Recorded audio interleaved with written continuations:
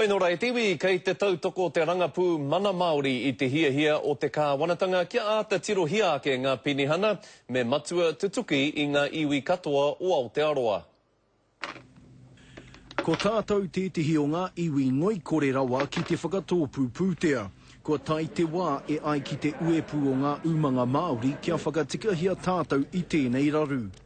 The reality is most Māori do not have savings. Most Māori do not run insurance policies. They don't have superannuation schemes. They don't even have enough money to bury their own. Kei wainga I te tekau me te rua tekau piriona tāra te wāru o ngā umanga me ngā mahinga a ngā mema o te uepu. Mā te whakatōpū rawa e piki tonu ake ai tērā uara.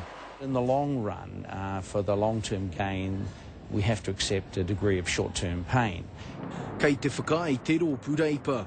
Ko runga ke nau I te ngā whakaaro a te tumuaki o whauma, nāni tau toko hea ma, kia hanga hea he pūtea āwhina I a mātou āhua kau mātua, āhua kui a haereana.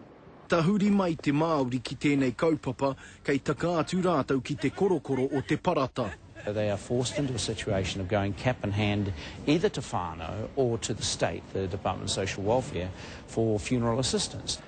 He oi ko tētehi o ngā awangawanga ko te toko maha o te iwi Māori, ka mate I mua I te ekenga ki te ono tekau mārima o ngā tau.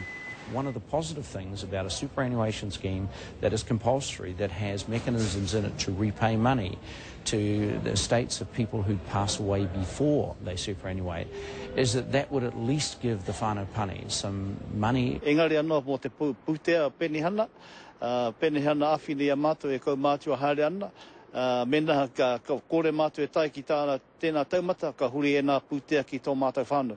He rararu kei roto I tēnā. Kei te whakatū te kāwanatanga I tētehi rōpū hei arotake I tēnei kaupapa. Roihana nuri te karere.